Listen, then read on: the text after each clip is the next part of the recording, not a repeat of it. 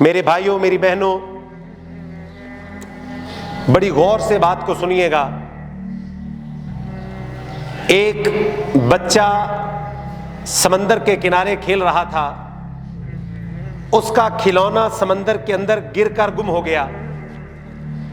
تو وہ بچہ کہنے لگا سمندر تو چور ہے۔ کچھ ہی دیر کے بعد ایک مچھیرا مچھلیاں تلاش کر رہا تھا کہ اس کے ہاتھ کے اندر ایک موتی لگ گیا۔ تو وہ مچھیرا اسی سمندر کے بارے میں کہنے لگا یار سمندر تو بڑا سخی ہے۔ کچھ ہی دیر کے بعد ایک ماں اپنے معصوم بچے کے ساتھ جا رہی تھی کہ ایک لہر آئی اور بچے کو اٹھا کے لے گئی۔ تو ماں کہنے لگی کہ سمندر تو بڑا جان لیوا ہے۔ آپ غور کریں، سمندر ایک ہے لیکن اس کے بارے میں نظریات آپ کو تین مل گئے۔ تین مختلف قسم کے لوگوں نے تین مختلف قسم کی باتیں کی، لیکن سمندر ایک ہی ہے۔ بالکل اللہ کی قسم اسی ہی طرح اس دنیا کی زندگی کے بارے میں آپ کو لامحدود نظریات ملیں گے۔ کچھ لوگ کہیں گے کہ یہ دنیا کی زندگی تو ایک ہی بار ملی ہے، مزہ کرے، بعد میں ملنی ہے کہ پتہ نہیں ملنی۔ کچھ لوگ کہیں گے کہ سب سے بڑا مذہب انسانیت ہے۔ کچھ لوگ کہیں گے کہ یار رب کو ماننے کی معاذ اللہ ضرورت ہی نہیں، یہ خود مختار طریقے سے کائنات کام کر رہی ہے۔ تو آپ اس دنیا کے بارے میں مختلف نظریات کا سامنا اپنی زندگی کے اندر کریں گے، لیکن جو اللہ کے بندے ہیں، جو اللہ پر ایمان رکھتے ہیں، جنہوں نے لا الہ الا اللہ پڑھا ہے، اللہ کی قسم وہ اس دنیا کی زندگی کے بارے میں صرف ایک ہی بات کرتے ہیں، اور وہ یہ جانتے ہیں، مانتے ہیں، یقین رکھتے ہیں کہ یہ دنیا کی زندگی صرف ایک امتحان کی حیثیت رکھتی ہے۔ اس سے زیادہ اس دنیا کی کوئی اوقات نہیں ہے۔ اب ہر بندے کا امتحان علیحدہ علیحدہ، کسی کا چھوٹا، کسی کا بڑا۔ ہمارا ایک ساتھی ابھی جو کل ہی فوت ہوا، اللہ اس کی قبر پر کروڑوں رحمتیں فرمائے، گھر والوں کے لیے ایک بہت بڑا امتحان ہے، لیکن یہ ایک امتحان ہے، اس سے زیادہ کچھ نہیں ہے۔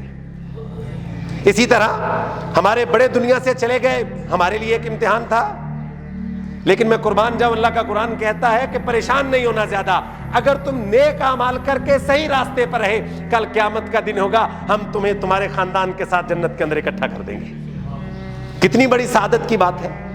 تو اس امتحان کے اندر میرے بھائیوں جو سب سے قیمتی سامان ہے وہ تقویٰ ہے، وہ اللہ کا ڈر ہے، اور جس کے اندر جتنا زیادہ اللہ کا ڈر ہوگا اس کا رتبہ اور مقام اللہ کے قریب سب سے زیادہ ہے۔ اور یاد رکھیں میرے بھائیوں، اللہ کے نزدیک پیمانہ بھی وزن کا یہ تقویٰ ہی ہے۔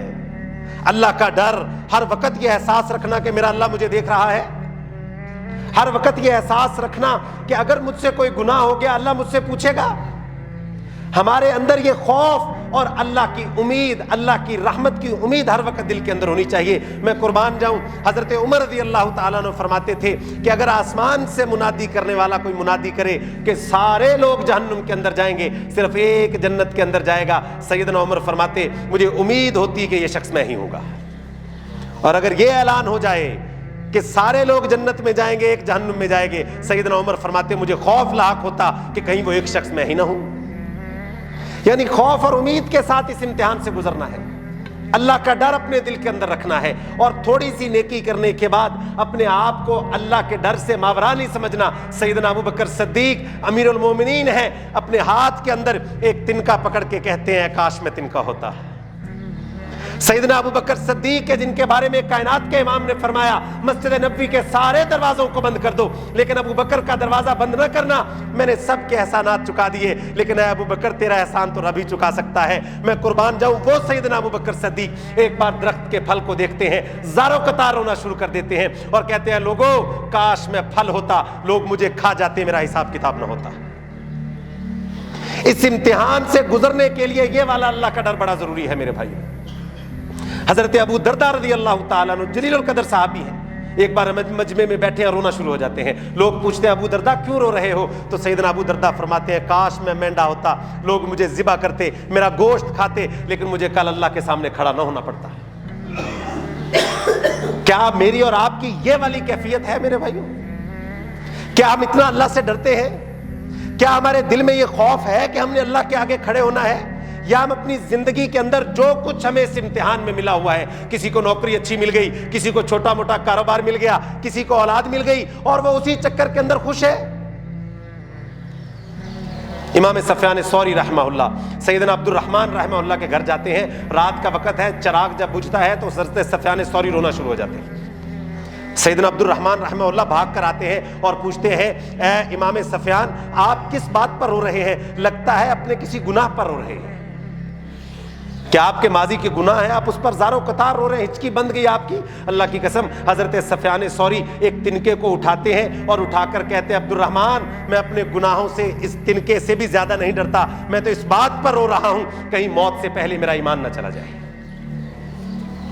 ان کی فکریں کیسی ہوتی تھیں، ان کے غم کیا ہوتے تھے کہ تقویٰ کا کیا معیار ہے، وقت کے امام ہے اور اپنے گناہوں پر نہیں رو رہے، اس بات کی فکر لاحق ہے کہیں میرا خاتمہ ایمان پر نہ ہوا تو پھر کیا بنے گا۔ تو کیا ہمارے اندر یہ والا خوف اور یہ والا ڈر موجود ہے؟ کیا ہم اسی کیفیت کے ساتھ زندگی کو گزار رہے ہیں، یا ہم بھی ان خسارہ پانے والے لوگوں میں شامل ہیں جن کے بارے میں اللہ کا قرآن کھل کر اعلان کرتا ہے؟ اور اللہ کا قرآن ان میں سے ایک قسم کے لوگوں کے بارے میں کہتا ہے وَلَقَدْ زَرَعْنَا لِجَهَنَّمَ كَثِيرًا مِّنَ الْجِنِّ وَالْإِنسِ، ہم تو قیامت کے دن کثیر لوگوں کے ساتھ جہنم کو بھر دیں گے۔ یعنی ایک تو یہ والے لوگ ہیں جو کثرت کے اندر جہنم میں جائیں گے، مخلوقات جتنی بھی ہیں انسانوں کے مجمع ہیں زیادہ لوگ جہنم کے اندر جائیں گے۔ کیوں جائیں گے؟ اللہ کا قرآن پھر اس کی وجہ بیان کرتا ہے لَهُمْ قُلُوبٌ لَا يَفْقَهُونَ بِهَا، ان کے دل ہیں پر یہ بات کو سمجھتے نہیں ہیں۔ وَلَهُمْ أَعْيُنٌ لَا يُبْصِرُونَ بِهَا، ان کی آنکھیں ہیں پر یہ دیکھتے نہیں ہیں۔ وَلَهُمْ آذَانٌ لَا يَسْمَعُونَ بِهَا، ان کے کان ہیں لیکن سنتے نہیں ہیں۔ ان کی آنکھیں بصارت سے محروم ہیں، ان کے کان سماعت سے محروم ہیں، یہ غور و فکر کر کے میرے تک نہیں پہنچتے اور اپنے آپ کو میرے حوالے نہیں کرتے۔ اولئک کالانعام، غور کیجئے گا، یہ وہ لوگ خسارہ پانے والے لوگوں کا پہلا گروہ جن کے بارے میں اللہ کا قرآن کہتا ہے یہ سنتے نہیں، دیکھتے نہیں، سمجھتے نہیں، اور پھر اللہ خود ان کی تعریف کرتے ہیں اولئک کالانعام، یہ لوگ چوپائے ہیں۔ چوپائے، چوپائے کہتے ہیں گائے بھینس کو۔ آپ کبھی گائے بھینس چارہ کھا رہی ہو نا، غور کیجئے گا، یہاں پر کتے اور بلی کی مثال نہیں اللہ نے دی کہ ان کی مثال بلیوں جیسی ہے یا ان کی مثال کتوں جیسی ہے۔ کیوں؟ کیونکہ کتے اور بلی کے ریفلیکسز بڑے تیز ہوتے ہیں۔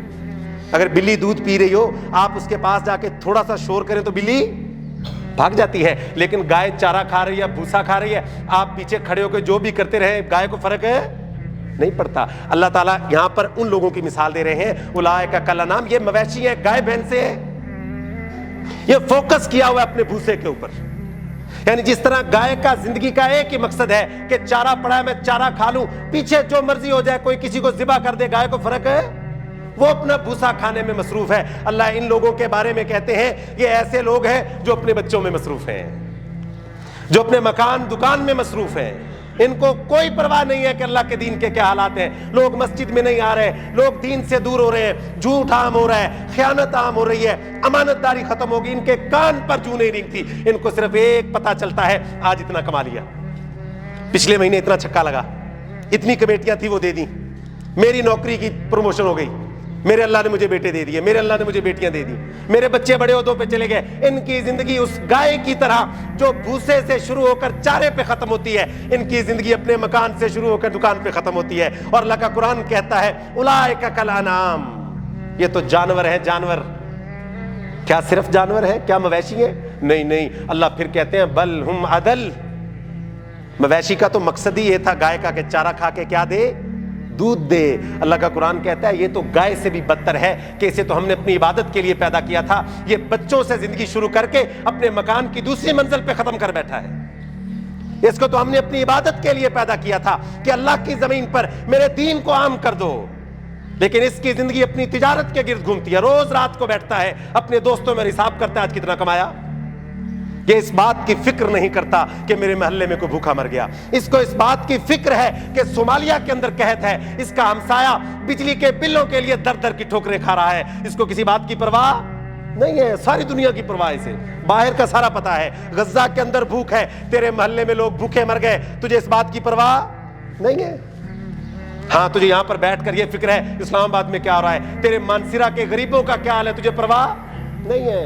95% لوگ نماز نہیں پڑھتے، اس کو پرواہ نہیں ہے۔ اس نے بیٹھ کے کبھی نہیں سوچا کہ پچھلے ایک مہینے میں میری وجہ سے کتنے نمازی بنے، اس کا صرف ایک ہی کام ہے زندگی کا، جس طرح وہ گائے کا کام ہے اپنا بھوسا کھانا اور اس کے اوپر فوکس رکھنا۔ ہاں، یہ مثال آج کے دور میں زیادہ بہتر طریقے سے سمجھ آ سکتی ہے۔ کوئی بندہ اپنا موبائل یوز کر رہا ہے، آپ ذرا غور کریں وہ کس طرح مگن ہوتا ہے اپنے موبائل کے اندر کہ ماں اور باپ بھی آواز دے تو اسے پتا نہیں چلتا۔ جس طرح گائے بھوسا کھاتے ہوئے مگن ہوتی ہے، اسی طرح یہ نوجوان آپ موبائل کے اندر مگن ہے،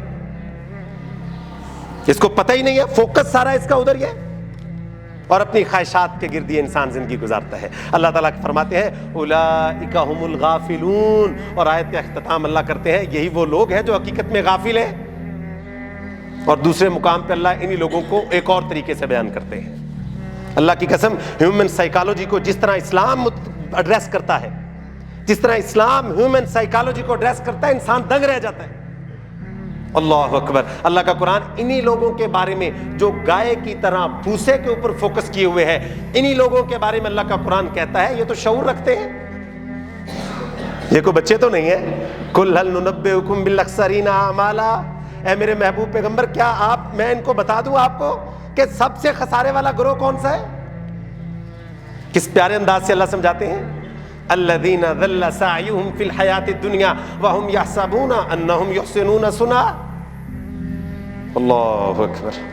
اللہ کہتے ہیں یہ وہ والے لوگ ہیں جو سب سے زیادہ خسارہ پانے والے ہیں، جو اپنی زندگی اس دنیا کے اندر ہی گم کر کے ضائع کر دیتے ہیں اور ساتھ حساب لگا رہے ہوتے ہیں کہ ہم تو ٹھیک کر رہے ہیں۔ وہم یحسبون، وہ حساب کرتے ہیں۔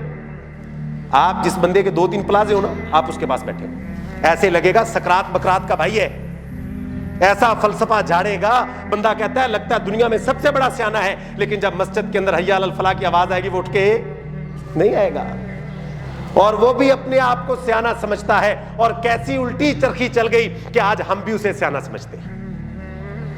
جس کے پاس دولت زیادہ ہے معاشرے میں کماؤ پتر ہے، گھر میں سب سے زیادہ سیانہ ہوتا ہے کہ نہیں سیانہ ہوتا؟ بے شک کماؤ پتر 5 وقت کی نماز ہے نہ پڑھتا ہوں، اور یہی سوچ ہماری کلیکٹیو معاشرے کے اندر ہے، جس کے پاس پیسہ ہے وہ بڑا سیانہ بندہ ہے۔ اور اللہ کا قرآن کیا کہتا ہے، وَهُمْ يَحْسَبُونَ أَنَّهُمْ يُحْسِنُونَ صُنْعًا۔ اللہ اکبر۔ یہ وہ لوگ ہیں جو حقیقت کے اندر بہت زیادہ خسارے میں ہیں، اور اللہ فرماتے ہیں اولئک الذین کذبوا بآیات ربہم، یہ وہ لوگ ہیں حقیقت میں جو اللہ کی آیتوں کا انکار کر رہے ہیں، وَلِقَائِهِ، اور یہ لوگ اللہ سے ملاقات کا انکار کر رہے ہیں۔ اب یہ کیسی بات ہے قرآن نے بیان کی؟ حالانکہ آپ کسی دنیا دار سے پوچھیں نا کہ آپ اللہ کو نہیں مانتے، کیا آپ نے اللہ کہا کہ کھڑے نہیں ہونا، تو وہ ہمیشہ کیا کہتا ہے، میں مانتا ہوں یار، میں نے مرنا ہے، لیکن اللہ کا قرآن کہتا ہے اس کا عمل یہ چیخ چیخ کے کہتا ہے میں اللہ کو نہیں مانتا، اس کا عمل یہ چیخ چیخ کے کہہ رہا ہے کہ میں نے مرنا کوئی نہیں، یہ روز جنازوں کو اٹھاتا ہے لیکن اس کا عمل چیخ کے کہتا ہے کہ میری باری کوئی نہیں آنی، اور اللہ کا قرآن کہتا ہے یہ سب سے زیادہ خسارے میں ہے۔ اس کو نصیحت کی جاتی ہے، یہ بات بھی نہیں سنتا، یہ بات سمجھتا بھی نہیں ہے، اس کی آنکھیں زمین و آسمان کو دیکھ کر میرے تک نہیں پہنچتی، اس کے کان کسی ہدایت کی بات کو قبول نہیں کرتے۔ اور اللہ پھر ایک اور مقام پہ کہتے ہیں وَمَنْ أَظْلَمُ مِمَّنْ ذُكِّرَ بِآيَاتِ رَبِّهِ فَأَعْرَضَ عَنْهَا وَنَسِيَ مَا قَدَّمَتْ يَدَاهُ إِنَّ جَعَلْنَا عَلَىٰ قُلُوبِهِمْ أَكِنَّةً۔ اللہ اکبر۔ اللہ کہتے ہیں ہاں سن کے اس کے اوپر کوئی اثر نہیں پڑتا، جب بہت مرتبہ سن کے یہ اپنے اوپر حجت کو تمام کر لیتا ہے تو پھر رب کا ایک نظام حرکت کے اندر آتا ہے، إِنَّ جَعَلْنَا عَلَىٰ قُلُوبِهِمْ أَكِنَّةً۔ اللہ کا قرآن کہتا ہے ہم خود پھر اس کے دل پر مہر لگا دیتے ہیں، وہ پھر جیسے دنیا دار جیتا ہے ویسے ہی دنیا دار مرتا ہے۔ آپ دیکھیں گے جو لوگ ساری زندگی دکان کرتے ہیں ان کے جنازے بھی ان کی دکانوں سے اٹھتے ہیں، آپ دیکھیں گے وہ دنیا کر کے مریں گے، اور ان کے جنازے کی لائنوں میں سارے دنیا دار ہوں گے، ان کو نہ اللہ توفیق دیتا ہے نہ ان کے جنازوں میں اللہ ایسے بندوں کو لے کے آتا ہے۔ إِنَّ جَعَلْنَا عَلَىٰ قُلُوبِهِمْ أَكِنَّةً، ان کے اوپر تو مہریں لگ جاتی ہیں، وہ بات سنتے ہی نہیں ہیں، وہ خود بہت بڑے فلاسفر اپنے آپ کو سمجھتے ہیں۔ اور آگے پھر اللہ فرماتے ہیں وَفِي آذَانِهِمْ وَقْرًا، ہم اس کے کانوں پر ایک ڈاٹ لگا دیتے ہیں، اس کے کان کو بھی بند کر دیتے ہیں۔ آپ جب دکان سے اٹھے نا اور اس دکاندار کو کہے نا یار نماز کا ٹائم ہو گیا، تو اس کے کان پہ جوں بھی آپ دیکھتے ہیں، روز اپنی آنکھوں سے دیکھتے ہیں کہ مسجد کے اندر اذان ہوتی ہے دکانیں بند نہیں ہوتی، وہ لوگ اس دکان کو اپنی تاحیات بقا کا سامان سمجھ بیٹھے ہیں، اور اللہ کا قرآن کہتا ہے والباقیات الصالحات، اور لوگوں یہ دکان ادھر ہی رہے گی، تجھے ادھر سے اٹھا کر مٹی کے سپرد کر دیا جائے گا۔ یہاں پر ہم سمجھتے ہیں اللہ کی قسم جتنا بھی سامان جمع کر لیں اس دنیا کے اندر آسائشوں کا جتنا سامان جمع کر لیں، ہمارا کسی بات کے اوپر کنٹرول ہے؟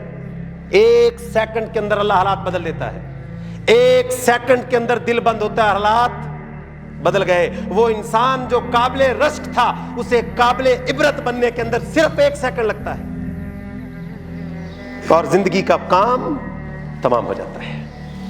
جتنا مرضی سامان جمع کر لیں، ہمارا کسی بات کے اوپر کوئی اختیار نہیں ہے۔ ہمارا تو دھڑکتے دل پر اختیار ہے، چلتی سانس پر اختیار ہے، اپنی کام کرتے ہوئے جگر پر اختیار ہے، ہمارا اپنے گردوں پر اختیار ہے۔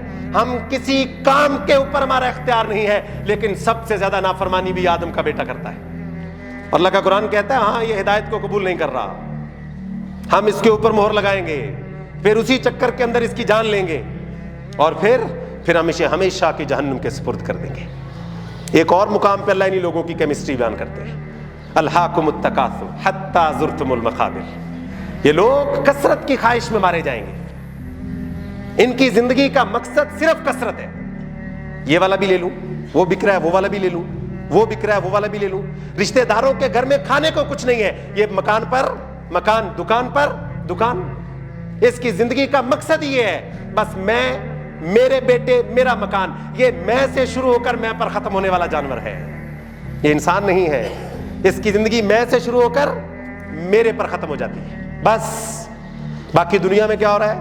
فجر میں کتنے نمازی تھے، کیوں نہیں جتنے لوگ جمعے میں آئے فجر میں کیوں نہیں آئے؟ اس کی فکر یہ نہیں ہے۔ اللہ کی قسم میں بھی اسی معاشرے کا حصہ ہوں۔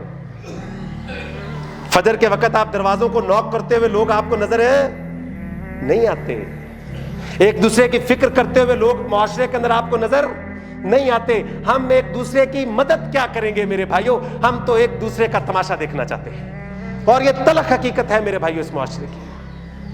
اور اللہ کا قرآن کہتا ہے یہ کثرت کے اندر مارا جائے گا، حتی زرتم المقابر کلا سوف تعلمون ثم کلا سوف تعلمون کلا لو تعلمون علم الیقین لترون الجحیم۔ ہاں، یہ یقین کے ساتھ میری آخرت پر یقین نہیں رکھتا تھا، یہ علم یقین کے ساتھ اس بات پر یقین نہیں رکھتا تھا کہ میں نے مر جانا ہے۔ یہ دیکھتا تھا میرے محلے سے جنازہ اٹھا ہے، لیکن یہ اپنے دل میں یہ کہتا تھا کہ تیری باری، وہ کڑوا گھونٹ میں نہیں پیوں گا۔ یہ اپنے والد کو اپنے ہاتھوں سے قبر میں اتارے گا اور اس کے بعد گھر آ کر قبر کو بھول جائے گا۔ اللہ کی قسم، اللہ کا قرآن کہتا ہے میں اسے اس کی آنکھیں کھول کر جہنم دکھاؤں گا۔ اللہ ترون الجحیم، یہ ایسے نہیں۔ انسان جب جہنم کو دیکھے گا نا، میں اکثر کہتا ہوں جب خوفناک منظر کوئی دیکھے تو انسان کیا کرتا ہے؟ کسی کی لاش دیکھیں، کسی کے ایکسیڈنٹ دیکھیں تو بندہ کیا کرتا ہے؟ آنکھیں کرتا ہے کہ نہیں کرتا بھائیو؟ اللہ کی قسم اللہ کا قرآن اس کیمسٹری کو بھی بیان کرتا ہے، لترون الجحیم۔ اللہ کا قرآن کہتا ہے یہ آنکھیں بند کرنے لگے گا، میرے فرشتے اس کی آنکھیں ایسے کھولیں گے، لترون الجحیم، اب دیکھ میری سلگتی ہوئی جہنم کو، ہم تجھے اب آنکھیں نیچے نہیں کرنے دیں گے۔ تیری زندگی کا مقصد کیا تھا؟ تو کس کام، کس کیٹیگری کے اندر زندگی گزار کے آیا؟ تو کیا کرتا رہا پچھلے 20 سالوں کے اندر؟ پچھلے 40 سال میں تیری وجہ سے کتنے لوگوں کی زندگی میں انقلاب برپا ہوا؟ اس کی ترجیحات میں نہیں ہے میرے بھائیوں۔ اور آپ دیکھتے ہیں اپنی آنکھوں کے ساتھ ایسے لوگ نماز کا ٹائم مسجد میں نہیں آتے، اس کا مطلب اس نے اپنی دکان کو رب کے حکم سے بڑا مانا ہے، لیکن وہ زبان سے کبھی کہے گا نہیں کہے گا۔ اس نے اپنے بچوں کو رب کے حکم سے بڑا مانا ہے، لیکن اپنی زبان سے نہیں کہے گا۔ اور اللہ کا قرآن کہتا ہے ہاں ہم اس کو جہنم میں آنکھیں پھاڑ کے اس کو ڈالیں گے، اور یہ پھر جہنم میں جانے کے بعد ایک اور خواہش کرے گا۔ اب خواہشیں تو ہیں، جہنم میں جانے کے بعد جہنمی کی جو سب سے پہلی خواہش اللہ کی قسم ہوگی وہ یہ ہوگی کہ اے اللہ مجھے موت دے دے۔ اب موت کی خواہش کر رہا ہے، یہ وہ ڈیمانڈ کرے گا، لیکن وہاں پر اسے ہمیشہ کی آواز سنائی دے گی، نہیں نہیں اب تو ہمیشہ کے لیے ہمیشہ کی جہنم کے سپرد ہو چکا ہے۔ وہاں پر تو موت بھی مانگنے سے نہیں ملے گی۔ لیکن اس دنیا کے اندر کیا ٹارگٹ ہے ہمارے نوجوانوں کا، ہمارے بڑوں کا؟ جی میں نے بڑی اچھی زندگی گزار لی۔ جی کیا زندگی گزار لی بھئی؟ 4 بچے تھے، 3 بیٹیاں تھیں، شادی کر لی، ان کی بھی شادیاں، دکان مکان سب کی سٹ۔ بھئی اس لیے پیدا ہوئے تھے؟ یہ تمہاری تخلیق کا مقصد تھا؟ اس بنیاد پر اللہ نے تمہاری تخلیق پر 4 قسمیں اٹھائی ہیں؟ کیا اس وجہ سے تم اشرف المخلوقات ہو؟ یہ کام تو جانور تم سے آسان طریقے سے کرتے ہیں، جو کام تم کر رہے ہو۔ وہ بھی بچے پالتے ہیں، وہ بھی اپنا چھوٹا سا ہٹ بناتے ہیں، تم نے بھی وہی کام کیا، تھوڑا سا سجا کے کر لیا۔ یہ بتاؤ کہ جس مقصد کے لیے پیدا کیے گئے اس کے لیے کیا کیا؟ جو دین ختم نبوت کے بعد تمہارے کندھوں پر ڈالا گیا اس دین کو کتنا پھیلایا؟ یہ سوال کا جواب ہم نہیں دے سکتے میرے بھائیوں، اور ہم اس غلط فہمی میں ہیں کہ ہم کامیاب ہیں۔ اور اللہ کا قرآن پھر کہتا ہے یہ پہلا خسارے پانے والے لوگوں کا گروہ ہے، اور دوسرا ایک اور گروہ بھی ہے، ثم لتسألن یومئذ عن النعیم۔ اور اللہ پھر اسی پہلے والے گروہ کے بارے میں کہتے ہیں ہم ان سے ان کے پاس موجود ہر نعمت کے بارے میں سوال کریں گے۔ اللہ اکبر، ہر نعمت کے بارے میں اللہ کی عزت کی قسم اللہ سوال کریں گے۔ آپ کے پاس اگر ایک اچھا موبائل ہے اللہ اس کے بارے میں سوال کریں گے، آپ کے پاس اولاد ہے اللہ اس کے بارے میں سوال کریں گے، آپ کو اللہ نے صحت دی ہے اللہ صحت کے بارے میں سوال کریں گے، اللہ نے آپ کو مکان دکان جو نعمت دی ہے اس کے بارے میں اللہ سوال کریں گے کہ تم ان نعمتوں کو میرے دین کے لیے کتنا استعمال کر کے آئے۔ جو نعمتیں میں نے تمہیں امتحان کے اندر دی تھی، یہ ہے امتحان، یہ میں پہلے بات کر چکا ہوں۔ اس زندگی کے امتحان میں ہم نے جو تجھے تھوڑی بہت نعمتیں دی تھی، ان نعمتوں کے بارے میں جب ہم تم سے سوال کر رہے ہیں تمہیں جواب دینا پڑے گا کہ تم کیا کرتے رہو، کس طرح زندگی گزاری۔ اور سب سے بڑی نعمت ہم نے تمہیں زندگی کی دی تھی، تم جیتے جاگتے انسان تھے، تمہیں شعور دیا تھا ہم نے، تم نے اس شعور کے ساتھ مجھے پہچانا، اور پھر جو حکم میں نے اپنے محبوب پیغمبر کے ہاتھوں بھیجا کیا اس کی دعوت کو عام کیا، اور تم نے معاشرے میں کتنا انقلاب برپا کیا، تمہارے وجہ سے کتنے لوگوں کے وجود کو ٹھنڈی ہوائیں پہنچی۔ تو میرے بھائیو یہ وہ پہلا گروہ ہے، دعا کریں اللہ ہمیں اس کے اندر شامل نہ فرمائے، اور اگر کمی بیشی ہے اللہ ہمیں کمی بیشی دور کرنے کی توفیق نصیب فرمائے۔ دوسرا گروہ میرے بھائیو وہ بھی عجیب و غریب گروہ ہے، اور اللہ کا قرآن کہتا ہے یہ بھی خسارہ پانے والا ہے۔ اور خسارہ پانے والا کیسا ہے کہ آپ جب بھی اس گروہ کے بندوں کے پاس بیٹھیں گے نا، بھئی کیا حال ہے، کیسا حال چال کیسا چل رہا ہے، تو آپ دیکھیں گے 1.5-2 منٹ کی گفتگو کے بعد وہ اپنا رونا شروع کر دے گا۔ بس جی حالات بڑے خراب ہیں، بس جی پتہ نہیں میرے ساتھ کیوں ہو رہا ہے، بس جی بچہ بیمار ہے، بس جی گھر کے حالات ٹھیک ہے نہیں چل رہے، بس فیسیں سر پہ آ گئی ہیں، اس بار گیس کا بل زیادہ آ گیا ہے۔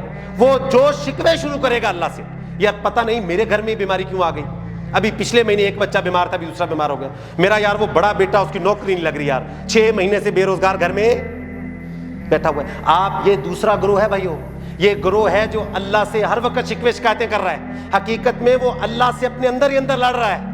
آپ اس گروہ کے پاس بیٹھیں گے آپ کو مایوسیوں کے علاوہ کچھ نہیں ملے گا، اور یہ گروہ اللہ کا ناشکرہ ترین گروہ ہے، اور اللہ نے جہنم ناشکرے کے لیے بنائی ہے۔ اور اللہ قرآن میں کیا کہتے ہیں، ما یفعل اللہ بعذابکم ان شکرتم وآمنتم وکان اللہ شاکرا علیما۔ او لوگو میں تمہیں عذاب دے کے کیا کروں گا کہ تم میرا شکر کرو، تو میں تمہیں کیوں عذاب دوں؟